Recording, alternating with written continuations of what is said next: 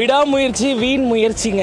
As usual normal story தான். தலை fans பார்க்கலாம், ஃபேமிலிக்கெலாம் கனெக்ட் ஆகாது. இன்னொன்று அஜித் சார் இந்த படத்தை பண்ணியிருக்க வேணாமோ அப்படின்ற மாதிரி எனக்கு என்னமோ தோணுதுங்க. நல்லா இருக்கும்னு நினச்சி காலேஜில் லீவ் போட்டு வந்தேன்.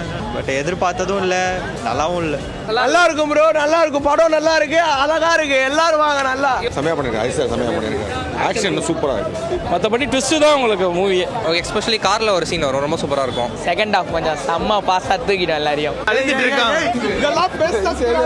அந்த சீட்டு மொனையில உட்கார முடியல.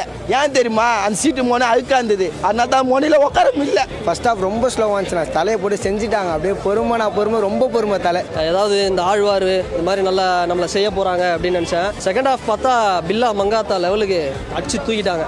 மூவி வந்து எக்ஸ்பெக்டேஷன் வந்து பார்க்காதீங்க. அவர் நடிக்கிறத மட்டும் பார்க்கணும் அப்படின்ற மாதிரி வாங்க.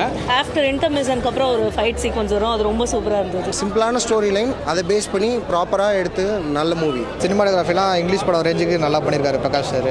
அப்படியே ஒருத்தரும் ஏஞ்சி நிற்கிறாங்க. ஏன்னா இன்டர்வியூ இருந்துச்சு, அதனால வெளியே போகிறதுக்கு. Ajith extraordinary performance. அனிருத் எப்பவும் போல படம் மிரட்டி விட்டாரு. அஜித் ஃபேன் அதெல்லாம் தாண்டி நல்ல சினிமா பார்க்கணும்னா இந்த படம் பார்க்கலாம். அவ்வளோ நல்லா இருக்கு படம்.